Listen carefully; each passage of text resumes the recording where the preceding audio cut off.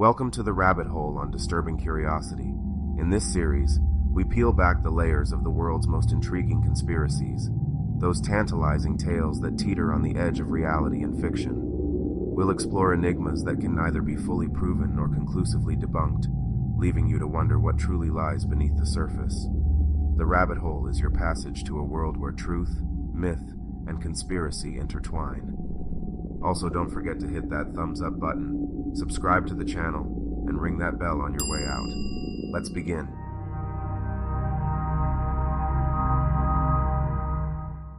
Monster Island. Nestled off the coast of New York, Plum Island Animal Disease Center has been shrouded in mystery and controversy. Today we explore the history, incidents, and conspiracy of the enigmatic Plum Island Animal Disease Center. In response to disease outbreaks in Mexico and Canada in 1954, the U.S. Army gave the island to the Agriculture Department to establish a research center dedicated to the study of foot and mouth disease and other highly contagious and deadly diseases that affect livestock. But shortly after its establishment, rumors began to circulate that they were also taking part in genetic experiments on animals and people in addition to bioweapon research and engineering. They wanted to find a way to take down armies without firing a single shot. At first, their bioweapons engineering only targeted enemy livestock, researching ways to infect their livestock with foot and mouth disease, essentially wiping out an enemy livestock supply. If their soldiers can't eat, how can they fight? And this is where the mysteries and conspiracies surrounding Plum Island really take off. At the end of World War II, there was a race to acquire Nazi Germany technology, primarily by the US and the Soviet Union. Operation Paperclip was launched to recruit Nazi scientists to come work for the US. The pitch was simple: come work for us, and all your war crimes will be forgiven. This was obviously very appealing, and the US recruited more than 1,600 Nazi scientists, engineers, and technicians. Most notable of these recruits was Erich Traub, who specialized in tick-borne diseases. He played a major role in infecting and weaponizing ticks with Lyme diseases, which had no cure at the time. They chose Lone Star ticks to do their dirty work. Why, you ask? Because unlike other tick species that sit and wait for host, the Lone Star tick is hyper-aggressive and actively spends its time seeking a host, which made them perfect for warfare. In 1971, a significant outbreak of African swine fever occurred in Cuba, leading to the slaughter of 500,000 pigs to prevent a nationwide animal epidemic. This outbreak was the first and only instance of the disease in the Western Hemisphere and was labeled the most alarming event of 1971 by the United Nations Food and Agricultural Organization. Ironically, this is exactly the type of work Erich Traub was researching on Plum Island. There were allegations that the U.S. government, through the CIA and anti-communist operatives, was involved in deliberately introducing the disease into Cuba to destabilize the Cuban economy and incite opposition to Fidel Castro. My opinion, the U.S. was 100% responsible. Just looking at our track record, this is right up our alley.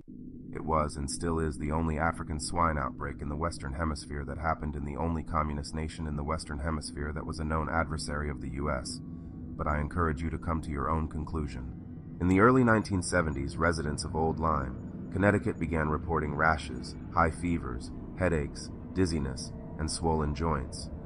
These reports gained significant attention after a cluster of cases, initially suspected to be juvenile rheumatoid arthritis, were reported in the town and surrounding areas. This led to the identification of Lyme disease, a tick-borne illness caused by the bacterium Borrelia burgdorferi. The discovery was pivotal in understanding and treating the disease, which is now known to be prevalent in various regions across the United States. When the cases were mapped, the center of the outbreak was Plum Island. This was certainly the work of Erich Traub, but was it a genuine accident, or was the government conducting an experiment on their own citizens? What is it? In July 2008, an animal carcass washed ashore near Montauk, New York, sparking widespread speculation and controversy about its identity. Initially, there were various theories and stories about the creature's origins. However, after examination, experts claimed that the corpse was that of a raccoon that had undergone significant decomposition due to prolonged water exposure, which does make a lot of sense given the presence of a strong raccoon population in the area. However, many have pointed out that the size of the creature, the length of its limb, and the presence of an extra digit on the creature's paws. Then shortly after, another creature washed up on the shore of the East River in Manhattan. This one was hairless and looked more like a pig at first glance. Eventually, this carcass also was chalked up to being just a regular decomposed raccoon. Your guess is as good as mine. Then in January of 2010, a human body was found on Plum Island, a 6 feet tall black male with no obvious signs of trauma at first glance. But something wasn't right about him. He had abnormally large hands and elongated fingers, and was literally described as mutated. Upon a closer examination, it was discovered that he had 5 holes neatly drilled into the back of his skull, as if he had undergone some sort of brain surgery or experimentation. If this was the case, I find it hard to believe they'd let the body be discovered by locals, unless it was purposely done. From its inception to its operations, the island has been a source of fascination and intrigue. Wrapped in a shroud of secrecy, it has given rise to a myriad of theories and speculation. What truths lie hidden in its history? The mysteries of Plum Island continue to captivate and mystify us.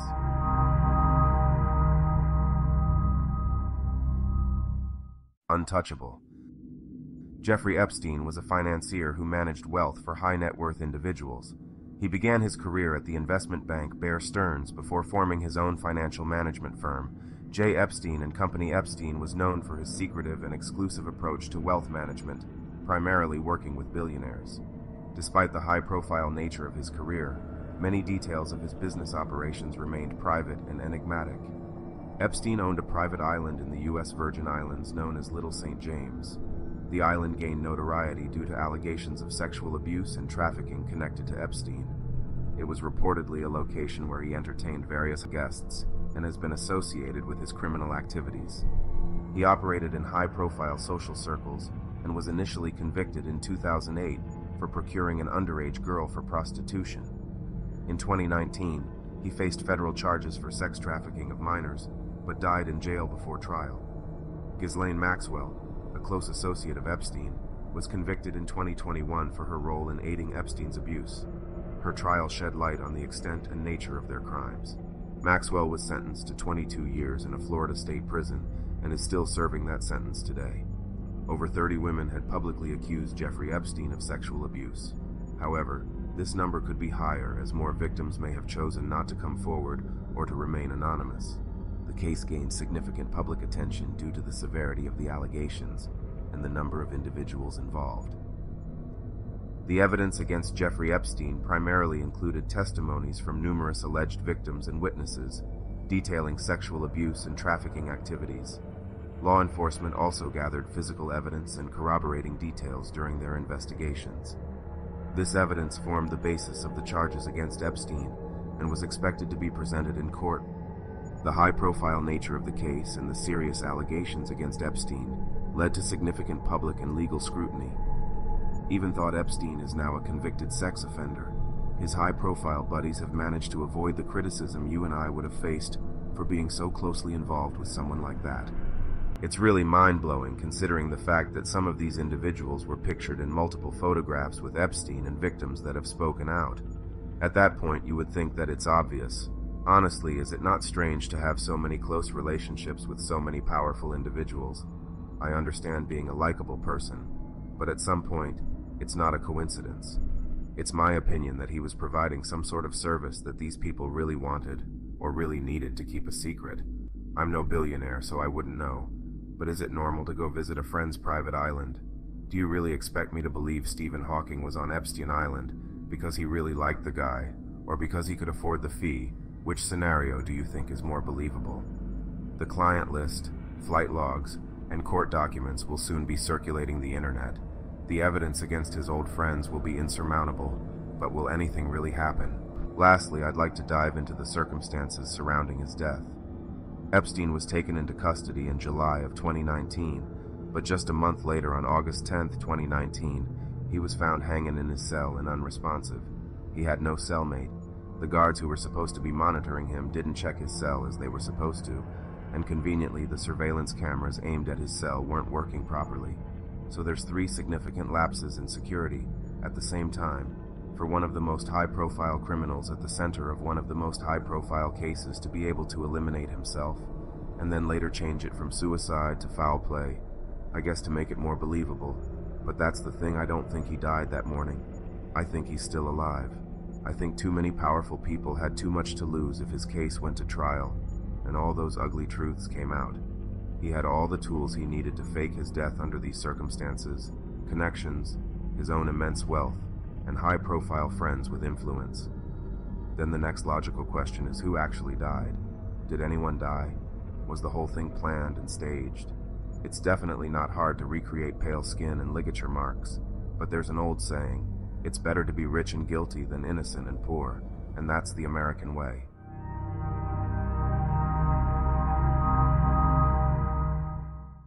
Simulation theory. The simulation theory suggests that our reality might be a sophisticated simulation, akin to a computer program. This hypothesis posits that a more advanced civilization could have created a simulated universe where we unknowingly exist. Proponents argue that future technological advancements could make such simulations indistinguishable from reality. Critics of the theory point to the lack of empirical evidence and the philosophical nature of the argument.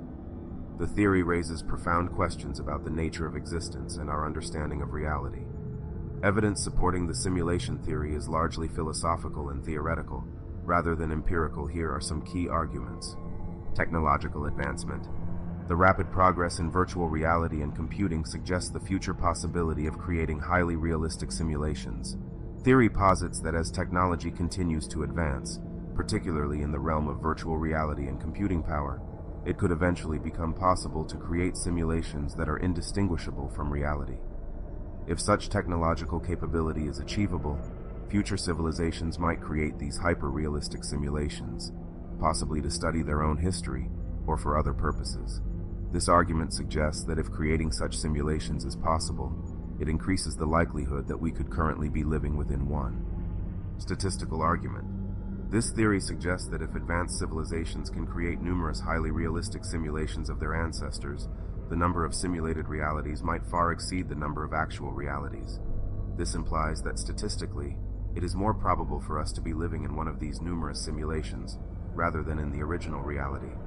The argument hinges on the assumption that future civilizations have both the technological capability and the desire to run such simulations. Physical laws. The mathematical nature of the universe and laws of physics could be perceived as programmed rules within a simulation. Physical laws are the principles that govern the natural phenomena of the universe. These laws describe how matter and energy behave under various conditions and form the basis of physics. Examples include Newton's laws of motion, which describe the relationship between a body and the forces acting upon it, and Einstein's theory of relativity, which provides our current understanding of gravity. These laws are characterized by their consistency and universality, applying the same way in various contexts and locations in the universe. They are fundamental to our understanding of the natural world. Natural patterns such as fractals, the Fibonacci sequence, and symmetry, which are consistently observed in nature, are sometimes cited in support of the simulation theory. The argument is that these patterns reflect underlying algorithms or programmed rules of a simulated universe. However, this interpretation is speculative. Such patterns can also be explained by natural laws and phenomena without the need for a simulation hypothesis. The connection between natural patterns and a simulated reality is more philosophical and theoretical than empirically based.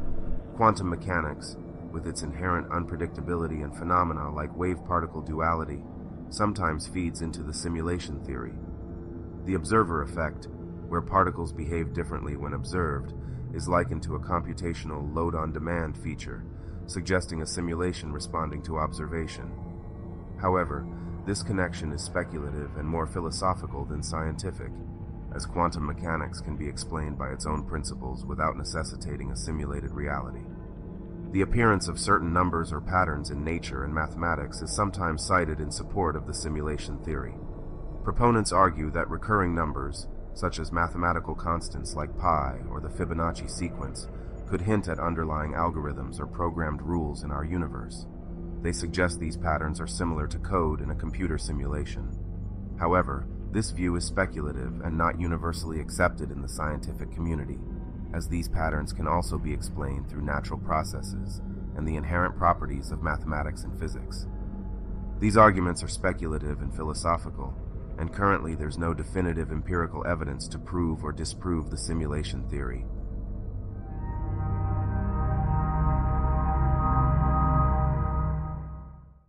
As we draw the curtains on our inaugural journey down the rabbit hole, I want to thank you for joining us here at Disturbing Curiosity. Today, we've only scratched the surface of the mysteries that lie in the uncharted territories of knowledge and belief. If today's expedition has ignited a spark in your mind, stay tuned for more episodes where we'll continue to explore the depths of the unknown and the unexplained.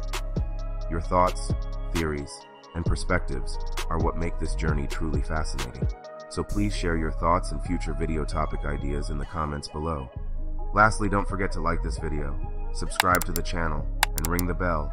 Stay safe, stay curious, and stay disturbed.